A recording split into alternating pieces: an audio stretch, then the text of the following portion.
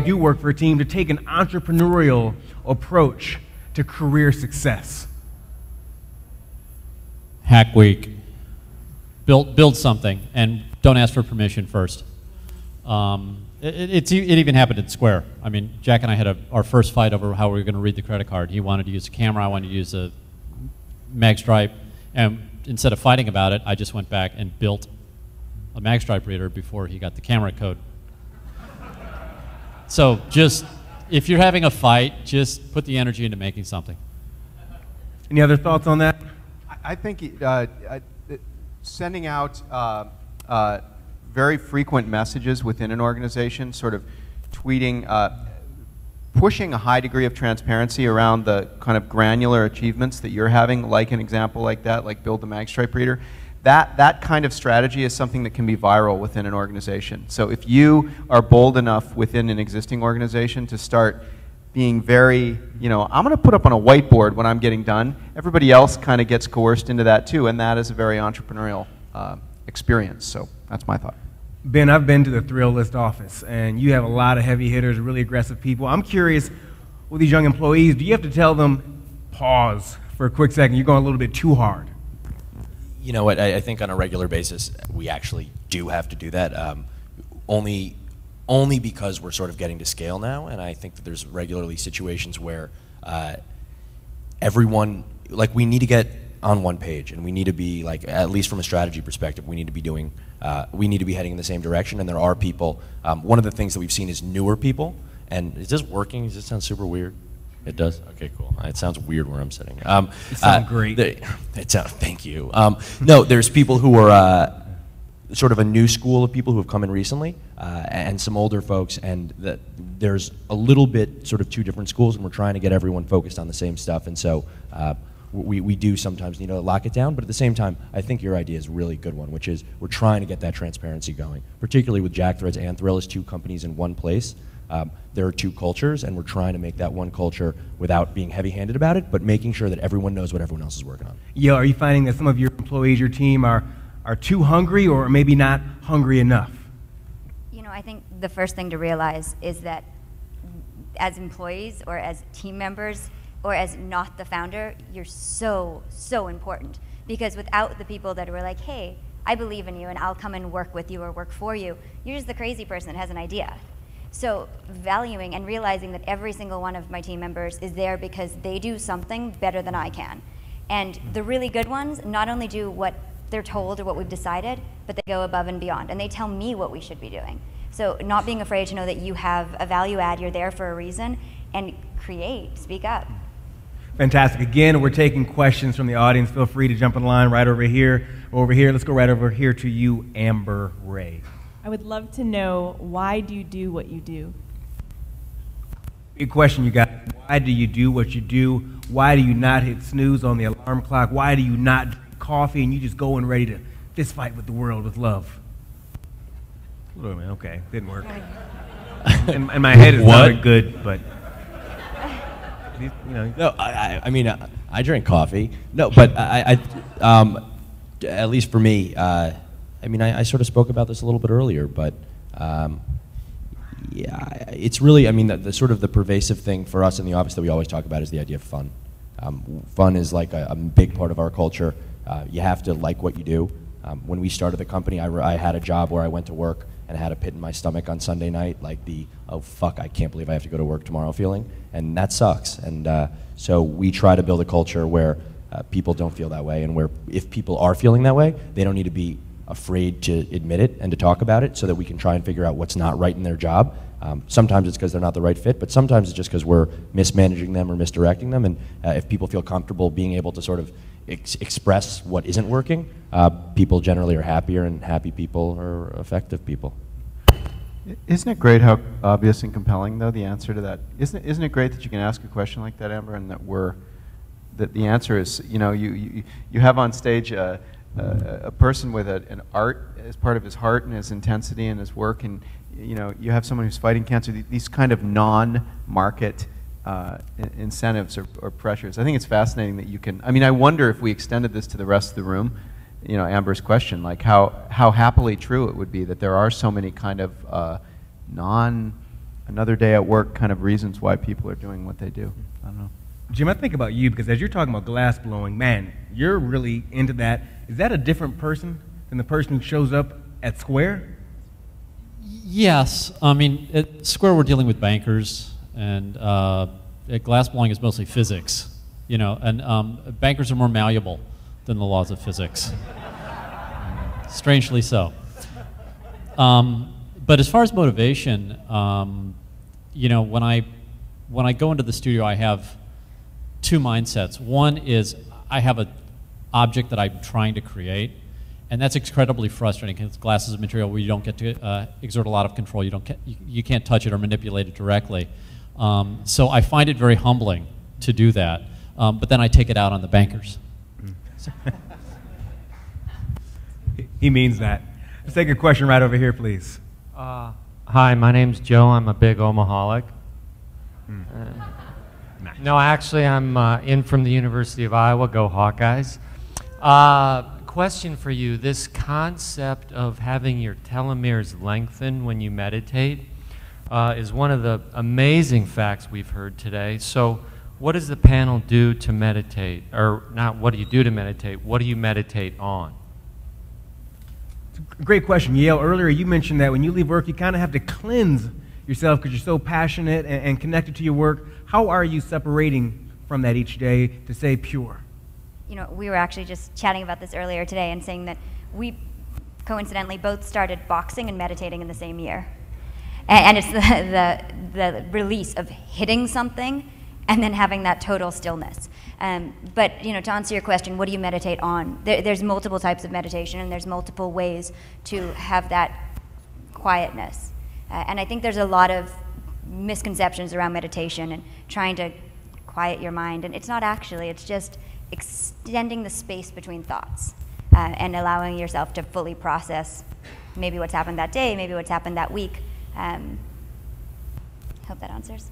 I think about one of my favorite business books of all time. It's called The Corporate Mystic by Gay Hendricks and Kate Ludeman. And one thing they mention is that all top CEOs, executives, one thing most of them have in common is creating some downtime for themselves that's scheduled throughout the day. Is that consistent with all of you? Yeah, that's a great question. I've never heard that asked. I think we should all be forced to kind of say, what is our meditative practice, or what? I mean, for me, I've for 4 years done a very specific kind of meditation, which is, just as Yale said, watching oneself think in a relaxed and present way. That's the focus of it, not to not think. The practice that I use involves counting. I basically challenge myself to sort of count to a very large number every day.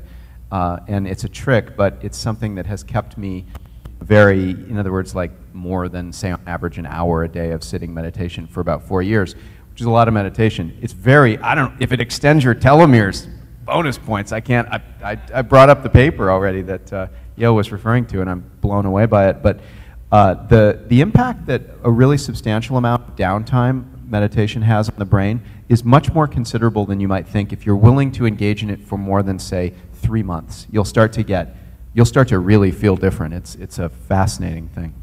I have to ask, how high do you normally count? It's funny. I've never talked about it. I've always meant to write a little blog about this. I do this thing where every day I count. When I wake up, I start counting. I know this will sound crazy, but if you just try it for a few days, it's not so hard as it sounds. I'm not like a savant. You keep track of where you are, and your goal is, before you sleep, reach 10,000. That is so crazy. So count from 1 to 10,000. And if anybody has any success with that, please email me, because I've been trying to decide how much to talk about that, because it's such a fun gadget, and it works so well for me. This is why you come to Big Omaha. Jim, for you, can I assume that maybe glass blowing may be your meditation?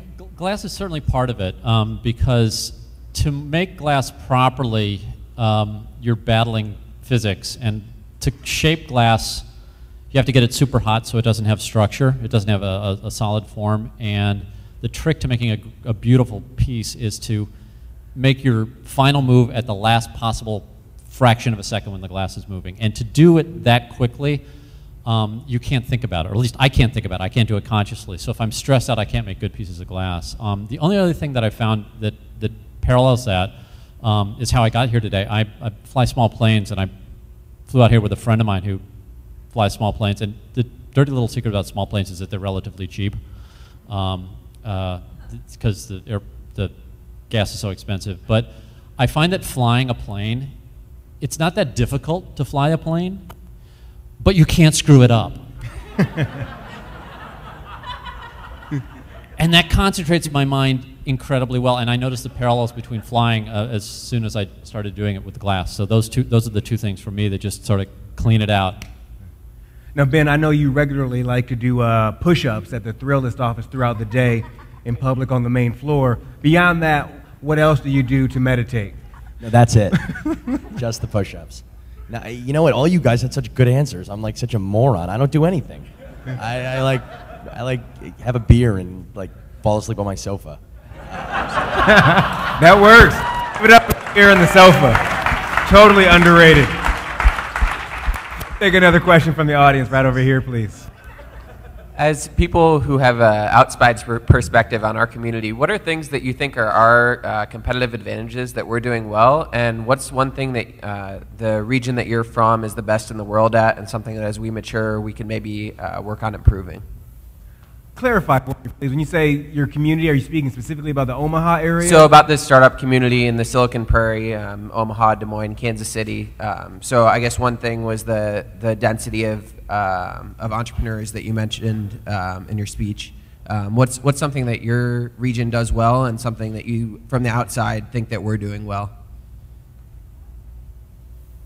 Well, one of the things, and I'll speak from St. Louis, which is my hometown, not necessarily where I spend the most amount of time anymore, but there's a quality of life there that's unparalleled. And we've got really good schools. And so if you have a kid, having a really good school is important. And my friends who are in Silicon Valley are fighting to get their kids into decent schools and sort of keep them on track. The lifestyle that you can have without, drawing down $250,000 to $500,000 a year is pretty substantial, and that difference makes a big deal if you're not just rolling in it. So we think that one of the competitive advantages, and I'm actually actively trying to do this on behalf of my home city, is to recruit people sort of after they've had the first kid. And St. Louis becomes a very sticky place after you get them into a good school. Let's take another question over here, please. Thank you. Please feel free to get in line. It's a rare opportunity to speak with four remarkable people. We'd love to hear your questions. Yes, general question, but I think hopefully brings out some interesting responses from each of you.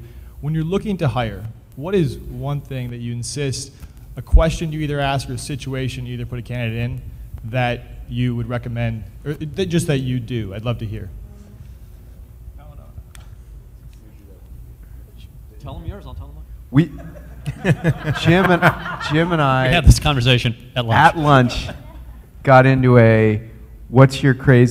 how is hiring changing, and what's your crazy hiring question? High level, I think hiring is changing because, and this is another area where this region, probably for what I've seen so far and talked to people, has a very interesting functional advantage in building things going forward, which is the capacity for sort of kindness and altruism that seems to be a bit more turned up here. I mean, I don't understand exactly why that is yet, but I can kind of feel it in talking to people.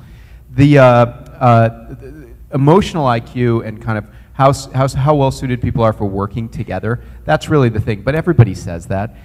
But we've tried to go all the way with it with some of our interview questions. So the one that I was saying was one of my favorites was when I'm interviewing somebody, I say, take me, not close your eyes, but I mean, take me on a trip, walk through your front door of your house with me, tell me right now, when you go in the door of your house, what do you see? You see how subtle that is? It's an incredibly great question because you can't lie. Jim was saying, well, everybody's lying when they're interviewing. It's like that's just, you almost want to play in that milieu. But this, you can't lie. And what happens is the things that you highlight when you're telling me about walking through your door, those are your values. Those are your frustrations, your area of focus, you're clean, you're messy, whatever. All that stuff you give away by just telling me what the first couple of rooms of your house looks like. It's really a cool question. So, and I assume people when they're interviewing with me are lying. Because that's your job as an interviewee. Your job is to get the job, right? And we all know this, and the standard answers are not going to work. So there's sort of this gamesmanship. And so I remove it by doing two things. First of all, I explain to them that I'm no good at detecting lies. I'm just not. I've proven that I can't tell if somebody's lying to me.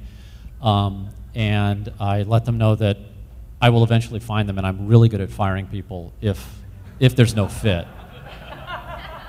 So that's a little disarming. The question that I ask is, I'll say, you know, if I give you, let's say $3,000 and you're going to come to my company, and your job with this $3,000 is to spend it in some manner, whatever you choose, to better the company. How would you spend it? And then I look for the answers. The answers are very really revealing. Now, Ben, Lerer Ventures regularly invests in companies. Is there a certain criteria? If they don't check off this box, it's a hell no? That's too hard, I think. You know, the one thing that I think about sort of in the hiring process at Thrillist, because the LV stuff is, it's really all over the map. I mean, you're investing in a person, but there's a million reasons why. At Thrillist, though, it's not a question that we ask, but the end of the hiring process, we do the same thing every time, which is to try to convince the person not to take the job. That's the last thing we do, which is to say, by the way, before, like, here's the paperwork, we're super excited, just want to make sure you should probably sleep on this because this is not going to be what you want it to be. And people are like, what the fuck is wrong with you? Like, the idea, though, is to really, you know, it's sort of like the, you know, I told you so insurance for later. Like, this is not as glamorous as it looks from the outside. I'm an asshole. You're going to want more money. You're going to work long hours. Like, work is tough. We're working really hard, and you need to like know that going in, because if you're not transparent, if you're going out there and you're selling people and tricking them into coming and joining your company, they're going to get there and they're going to have an unpleasant surprise, and it's just going to not work out. So you might as well take longer to find the right people, but actually find the right people. There's an emerging best practice. Is what you're going to say, Jim? I do the exact same thing. We do too. Yeah, there's a best practice emerging, which is so simple to describe, and I think it makes probably sense for just about everybody. Is after the person's been there for like a month or something, offer them. I think Zappos does this. Offer them like 2 months' salary to quit. So just say to them, "You've been here for a month. If you leave now, I'll give you, you know, a severance package in essence." Did they do that? I thought they did that on the job offer.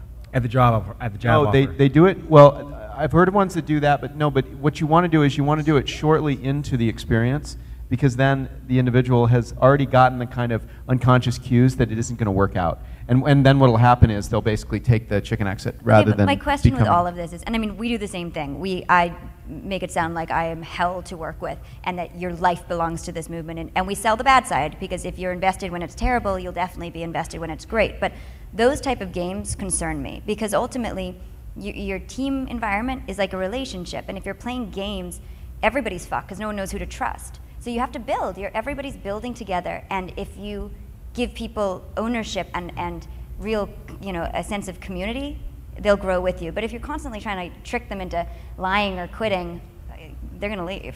I mean, it's a fantastic question that we could stay on for a long time. Thank you so much for asking that, Danny. Let's go to another question right over this way, please. So I think like an important part of growing a community is like telling it the truth, right?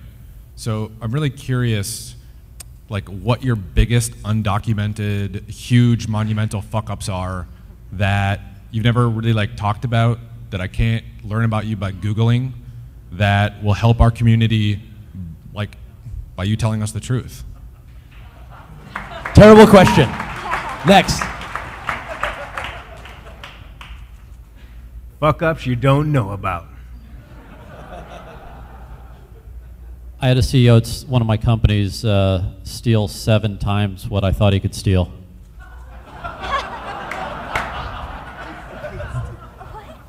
Seriously, I don't run my companies. I build them and I get out of the way, and I still own them. But my sort of emergency is a line of credit which each company has access to. And I had a guy who was able to, through very interesting negotiations with customers, exceed my loss factor by 7x. And it blew my mind, because I had to write this massive check to save all these jobs or close the company. and that is undocumented.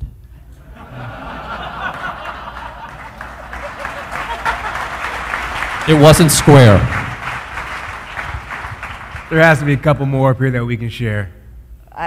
Go ahead, Yale. We got it. Speaking on hiring, I'm sure we've all made mistakes, and I made the mistake a year ago maybe of hiring a wonderful, what I thought was young woman. She was charismatic. She could talk in any room. She seemed to really believe in what we did. Until a few months into it, she slept with one of our donors. And that's a big no-no, to put it lightly. And then she slept with another donor. And I was like, okay, now we're not in a relationship. Like now it has to end. But luckily, before I had to fire her, she ran away to the UK with him. So that was a nice learning curve, that sometimes the one who sparkles the most are sluts.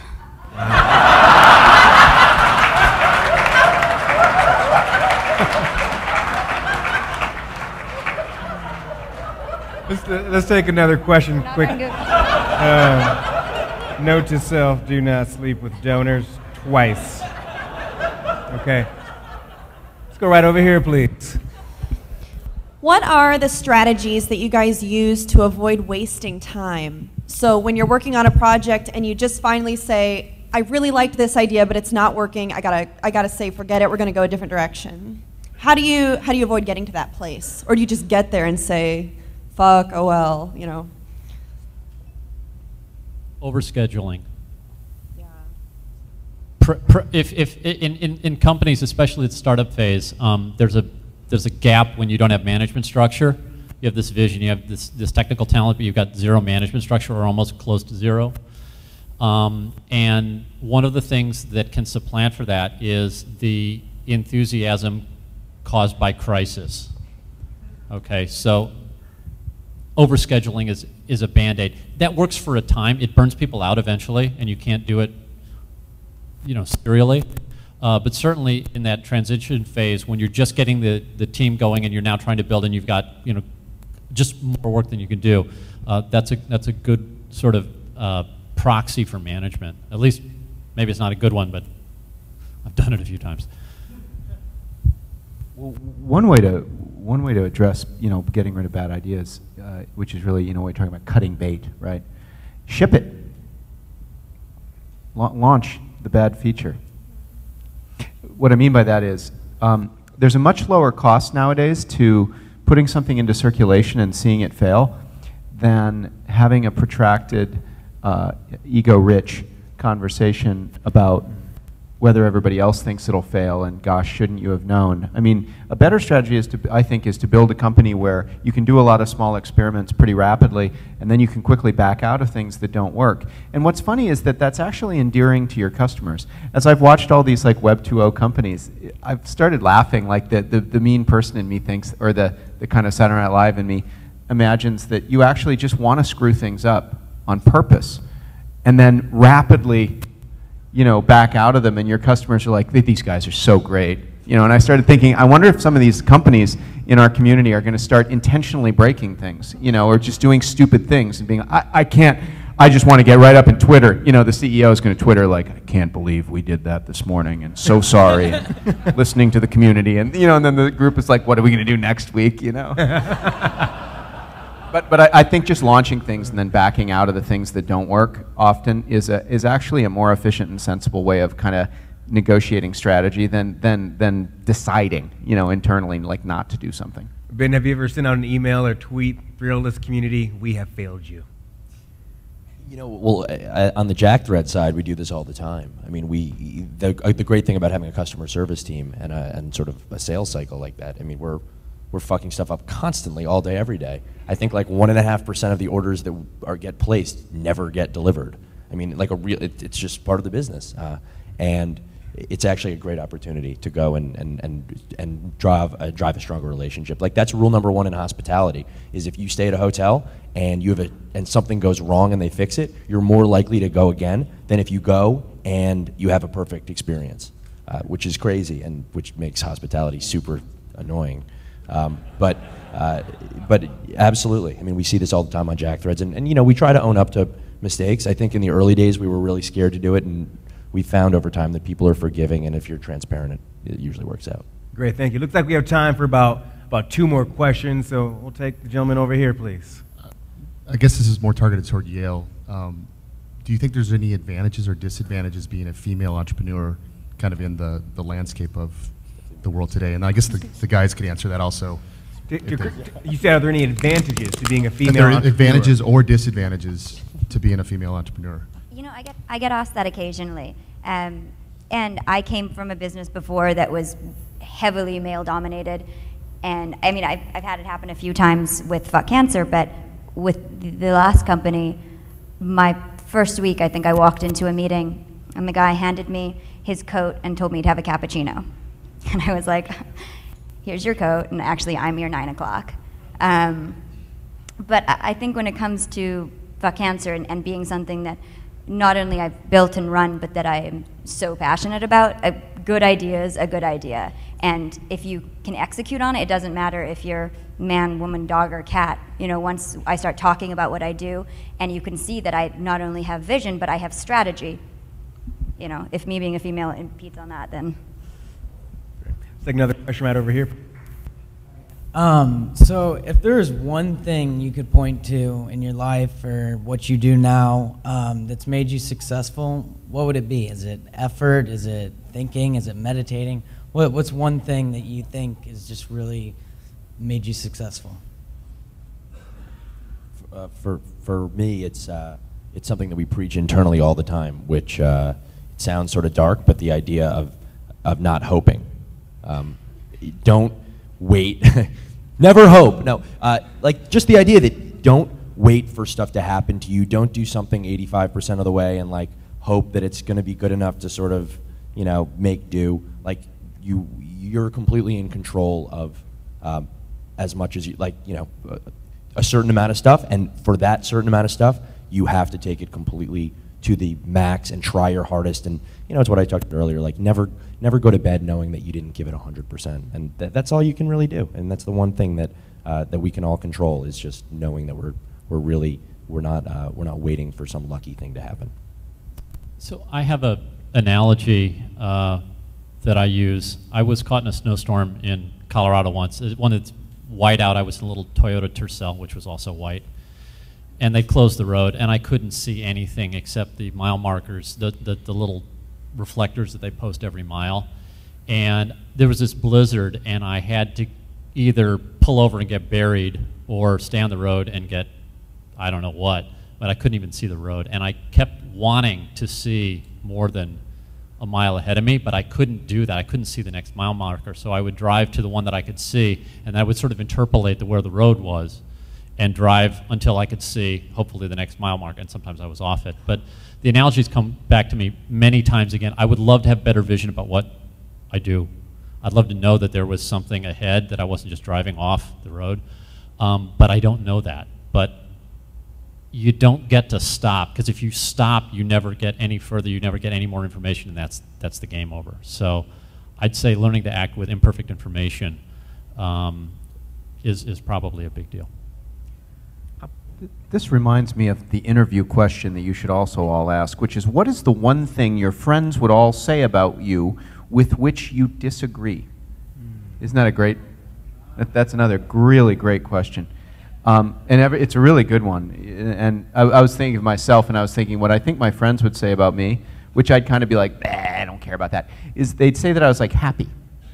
That somehow sort of, despite the challenges and the entrepreneurial risk and whatnot, that I'm sort of inexplicably kind of bubbly and happy. And I kind of am like, man, I want to be cool and you know, maybe a little bit scary.